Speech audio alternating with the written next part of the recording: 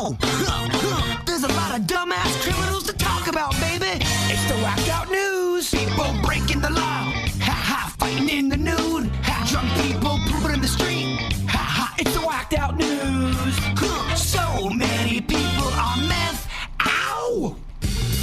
I saw this yesterday. I'm like, well, he didn't say what I think he said. There's no way he said that. I've never seen a president ever say that in my life, especially while they were still president. But oh no, he said it. They just bleeped it out. Did you hear President Trump when they're asking him about Israel and Iran kind of violating the ceasefire, or at least still continuing to bomb each other after they agreed to a ceasefire, but before the actual time started on it? I was shocked. It was something. I've never seen this from a standing president. It was pretty amazing. The bleep you're going to hear, that's the F-bomb, y'all. Do you believe that Iran is still committed to peace? Yeah, I do.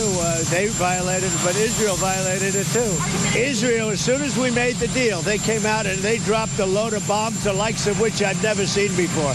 The biggest load that we've seen. I'm not happy with Israel. When I say, okay, now you have 12 hours, you don't go out in the first hour and just drop everything you have on them. So I'm not happy with them. I'm not happy with Iran either. We basically have two countries that have been fighting so long and so hard that they don't know what the they're doing. Do you understand that?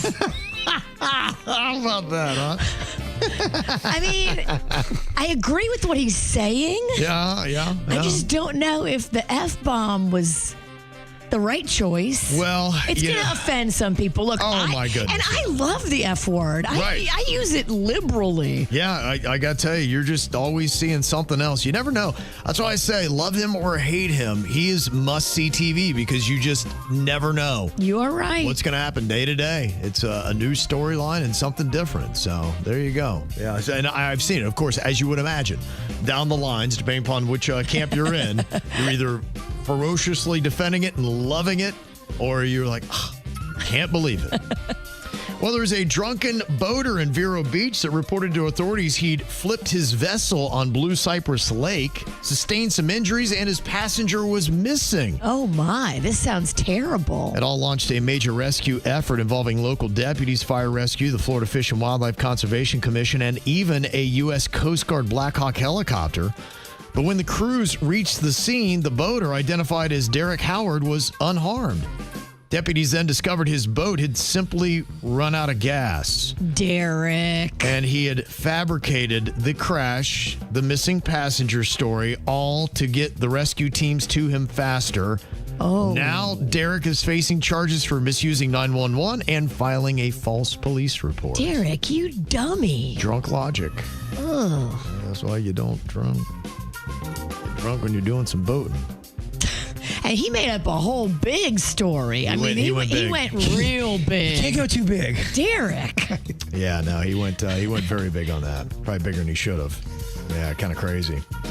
Well, they say 5 individuals who were hospitalized following unexpected turbulence on an American Airlines flight from Miami to Raleigh-Durham International Airport are dealing with their injuries. 3 flight attendants and 2 passengers were taken to a hospital for observation and later discharged. This is why you always leave your seatbelt on when you're not up and about.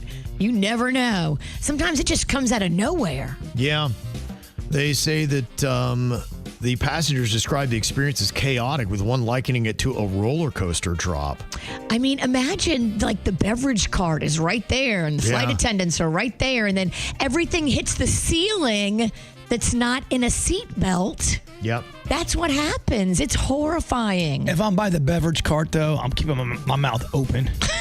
And you just hope the alcohol hits the ceiling. Something. Just give me something here. They say the turbulence struck shortly after in-flight service began, causing injuries such as a man being knocked unconscious. Dang. And a flight attendant sustaining a broken arm. Dang. Another person was burned by hot water. Oh, yeah. That's the bad thing about the beverage cart. They do have that hot water for coffee and tea. Yeah, some passengers then questioned the pilot's decision to continue flying for over an hour after the incident, expressing uncertainty about the true cause of the sudden drop. Sounds like people were saying maybe the pilot, not the turbulence, is the reason why things got so chaotic. Well, there's definitely a way to tell in the investigation what happened. Was it pilot error? Wow. Did somebody drop their snack tray and hit the throttle the wrong way? That's a good question. I guess they're going to find out. Yeah, they'll be able to tell. And then those people, I think, will have a lawsuit if it's pilot error. Yeah, it's a good chance of that. They say firefighters in Connecticut rescued a man who got stuck in the chimney of a park pavilion while he was trying to rescue his dog who was locked inside. Aww. He was trying to go in like Santa. He was, yeah. How did his dog get in there without him? He lost the key. The dog did.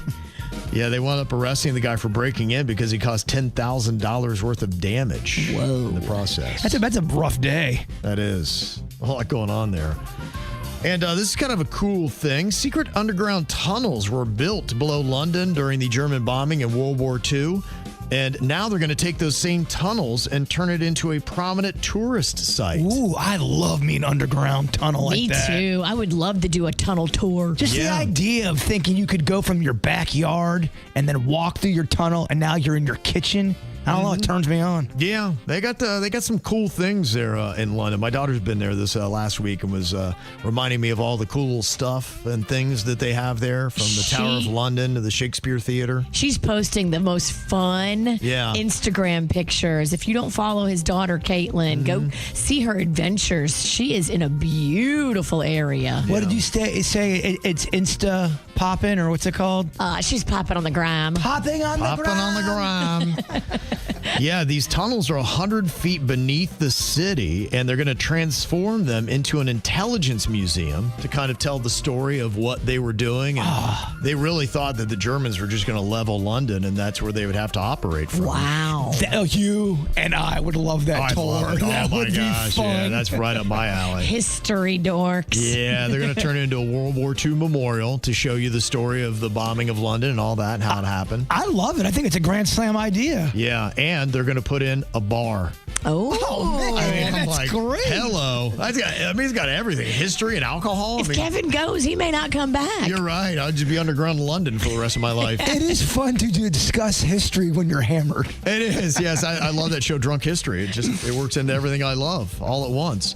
And this is kind of fun. I don't know if you're following baseball, but if you do, you know that the pitcher that the Mets just got has a fun name, and a lot of people have been playing with it. In fact, they say it sounds like somebody from an Austin Powers movie. This might be the best name in baseball. Dickie Lovelady. Enter Dickie Lovelady, the new Mets sensation. It's a man, baby. Hold on to your hats, Mets fans. Meet Dickie Lovelady, a 29-year-old pitcher. The name of the new player, Dickie Lovelady. The greatest name in sports. Dickie Lovelady is a Met. It's a man, baby. It's a man, baby. It's a man, baby. There you go, Dickie Lovelady.